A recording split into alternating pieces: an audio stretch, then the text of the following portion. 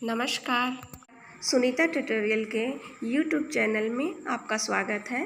हिंद महासागर के भू राजनीति से क्या समझते हैं? सार्क देशों के लिए इसका क्या महत्व है? इस प्रश्न का उत्तर हम इस प्रकार दे सकते हैं। क्षेत्रफल की दृष्टि से हिंद महासागर विश्व का तीसरा विशालतम महासागर है।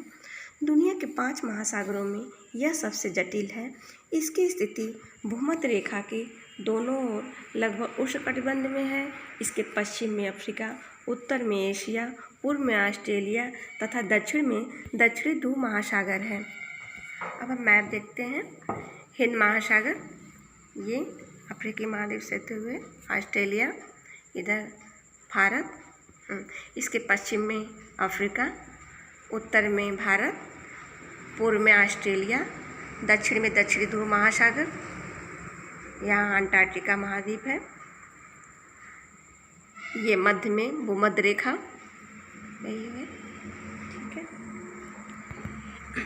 यह एक ऐसा महासागर है जिसका नामकरण किसी देश से जुड़ा है। इसके नाम से ही इसकी राजनीतिक महत्व का बोध होता है। हिंद महासागर को भारत का मुकुट कहा जाता है। इसकी सामाजिक, आर्थिक एवं राजनीतिक गतिविधियां सदैव से ही भारतीय उपमहाद्वीप से जुड़ी हुई हैं। हिंद महासागर में कुल तटीय रेखा लगभग 75 से किलोमीटर है।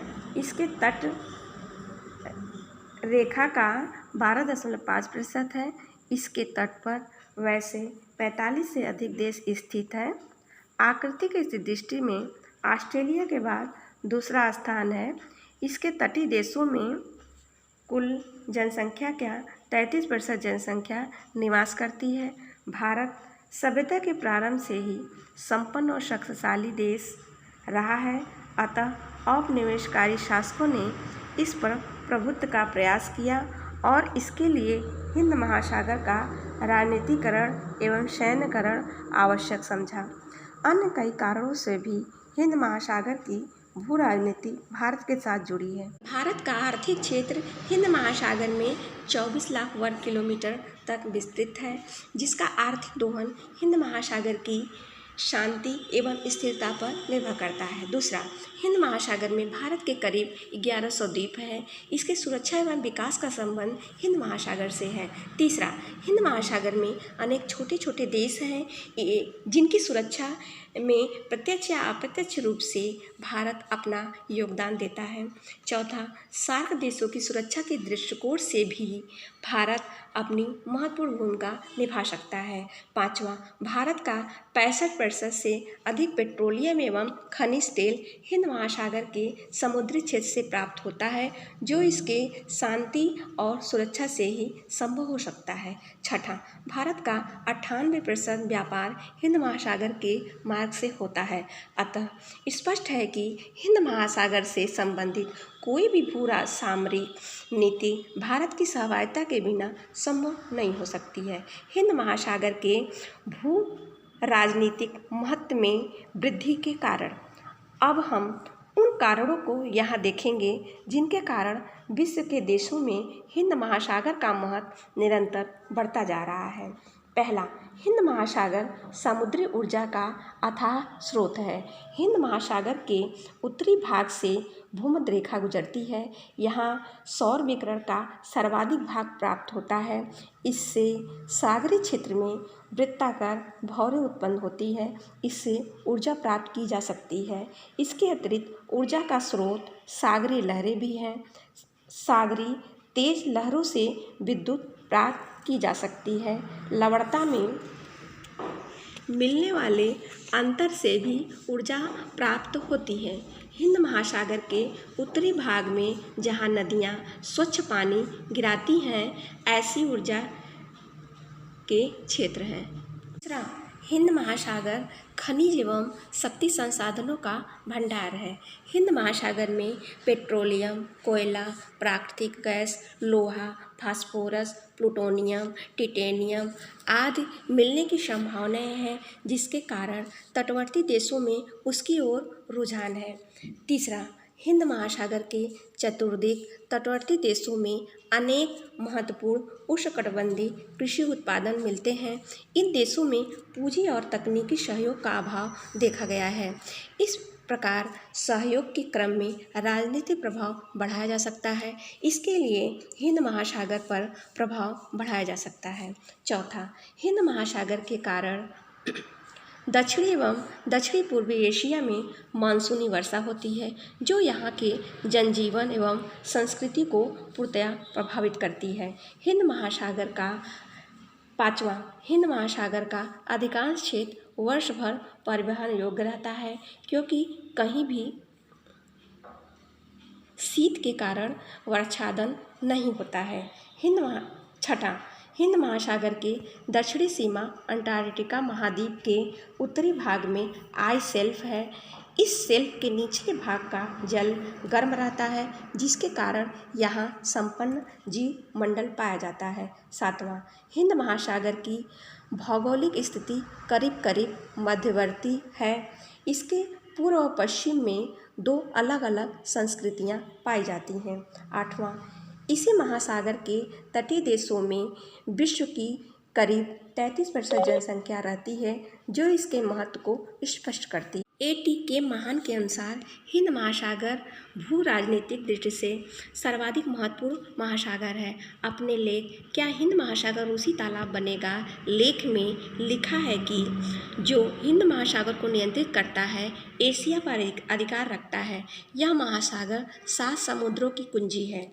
21वीं सदी में विश्व के भाग का निर्धारण इसके जल पर होगा। 10वां, मध्यपूर्व के पेट्रोलियम के उपयोग के लिए हिंद महासागर पर प्रभाव कायम रखना आवश्यक है। 11वां, इसी महासागर के सैन्यीकरण से ही ब्रिटेन अपने साम्राज्य को लंबी अवधि तक कायम रख सका। 12वां, हाल के वर्षों में अंटार्कटिका के महत्व में वृद्धि हुई है। अंटार्कटिका के आर्थिक शोषण के दौर में इस महासागर के महत्व में भारी वृद्धि होगी। इस दृष्टि से शक्तिशाली देश इस क्षेत्र में अपना प्रभाव बढ़ा रहे हैं। उपरोक्त भौगोलिक कारकों के कारण हिंद महासागर पूरा राजनीतिक दृष्टि से अत्यंत ही महत्वपूर्ण हो चुका है। ऐतिहासिक परिप्रेक्ष्य में हिंद महासागर की भू राजनीति। भारत की प्रायद्वीपीय स्थिति ने हिंद महासागर के ऐतिहासिक महत्व को सुदृढ़ किया है। प्राचीन काल से ही भारत का व्यापार अरब, ग्रीक, सीरियाई, यहूदी एवं चीनियों से होता था। इन व्यापारों में हिंद महासागर की महत्वपूर्ण भूमिका रही है। साम्राज्य के बाद हिंद महासागर के महत्व को ब्रिटिश साम्राज्य ने सर्वाधिक समझा। हिंद महासागर के सैन्यीकरण के कारण ही ब्रिटेन 350 वर्षों तक इस महासागर के अधिकतर तटीय देशों पर शासन करता रहा। ब्रिटेन के एक क्षेत्र प्रभाव के कारण ही अनेक विद्वानों ने ब्रिटिश झील के नाम से पुकारा है। ब्रिटिश सैन्य कार्य का मुख्य केंद्र कोलंबो था। पुनः 3 सकेंद्रीय पेटियों द्वारा महासागर पर प्रभुत्व कायम रखा गया था।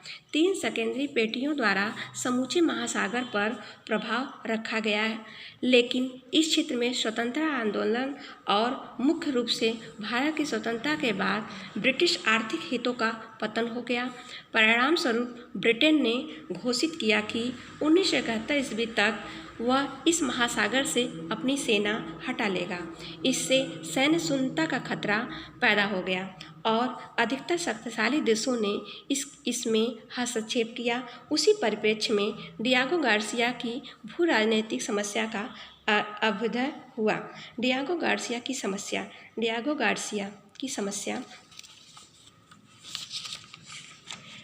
गार्सिया द्वीप हिंद महासागर के पश्चिमी मध्यवर्ती भाग में स्थित है। यह भारत से 1600 किलोमीटर दक्षिण और मॉरिशस से 1920 किलोमीटर उत्तर पूर्व में स्थित है। इसका कुल क्षेत्रफल 83.2 वर्ग किलोमीटर है। मॉरिशस द्वारा इस पर अपने प्रभुत्व का दावा किया जाता रहा है, लेकिन एक समझौते के अंतर्गत ब्रिटेन ने इसे USA को समर्पित कर दिया। यद्यपि यह द्वीप संचार विकास के लिए लिया गया है, लेकिन सभी प्रमाणों से स्पष्ट हो चुका है कि इसका पूर्ण सैन्यीकरण किया जा चुका है। अमेरिकी भू राजनीति की यह एक महत्वपूर्ण सफलता है। इससे संयुक्त राज्य अमेरिका को एक विशेष महत्व प्राप्त होता है। इससे यूएसए को निम्नलिखित लाभ प्राप्त होंगे। डियागो गार्सिया है जहाँ पे अमेरिकी सैन्य अड्डा है। यह भारत से करीब 1600 किलोमीटर दक्षिण में स्थित है। यहाँ पहला, इस क्षेत्र में भारत सबसे बड़ा देश है। उसके सैन्य गतिविधियों और सोवियत संबंधों पर नज़र रखा जाएगा। दूसरा, इससे मध्य पूर्व के तेल पर प्रभाव कायम रखा जाएगा। तीसरा, मलक्का के मुहाने के मार्ग से चीनी और रूसी सैनिक इस क्षेत्र में प्रवेश कर सकते हैं। इस प्रवेश को रोकने के लिए हिंद महासागर पर अस्थायी अड्डा आवश्यक है। यहाँ देखिए, ये मलेशिया, ये मलक्का का मुहाना है। ये मलेशिया इंडोनेशिया के मध्य सुमात्रा द्वीप के मध्य में यह स्थित है। यहाँ पे यही एक मार्ग है मलक्का का मुहाना, जहाँ से मध्य पूर्व देशों से तेल जापान, चीन, दक्षिण कोरिया आदि देशों को जाता है। यहाँ पे चौथा, इससे स्थानीय संसाधनों के उपयोग में सहायता होगी। पांचवा, दूरमारक मिसाइल द्वारा चीन और रूस की गतिविधियों को नियंत्रित किया जा सकेगा। छठा, इससे अंटार्कटिका के संसाधनों को उपयोग में सहायता मिलेगी।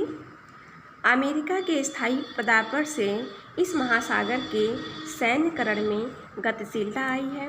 रूसी और चीनी पनडुब्बियां इस महासागर में पहुंच चुकी हैं।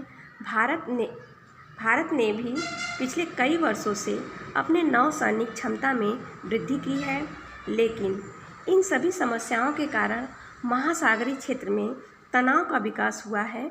अधिकतर तटीय देश इसे शांति क्षेत्र के रूप में देखना चाहते हैं, लेकिन इन सभी समस्याओं के कारण यह तनावपूर्ण क्षेत्र हो चुका है।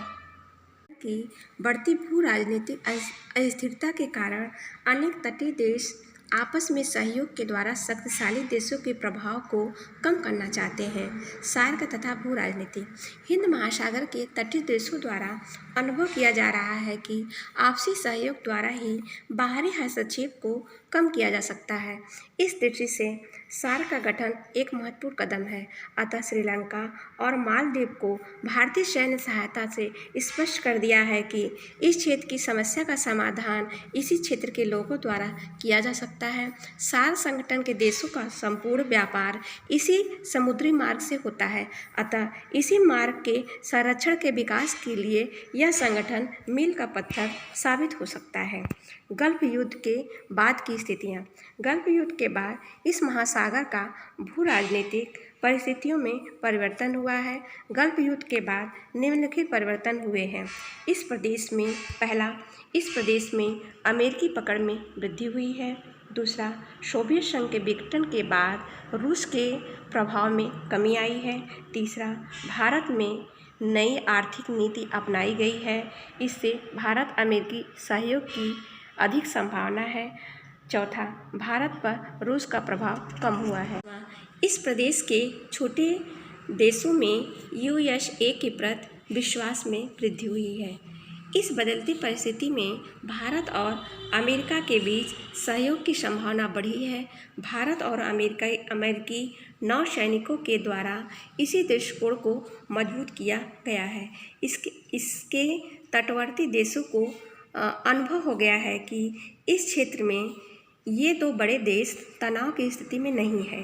शक्तिशाली देश के साथ सैन्य अभ्यास से भारतीय नौसेना को अपनी कमजोरियों का पता चल सकेगा। इससे भारत और अमेरिका के बीच आर्थिक सहयोग में वृद्धि होगी।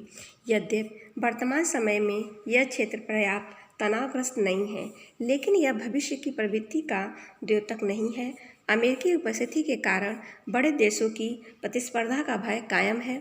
स्थायी शांति तभी संभव है जब बड़े देश इस महासागर को छोड़कर चले जाएं।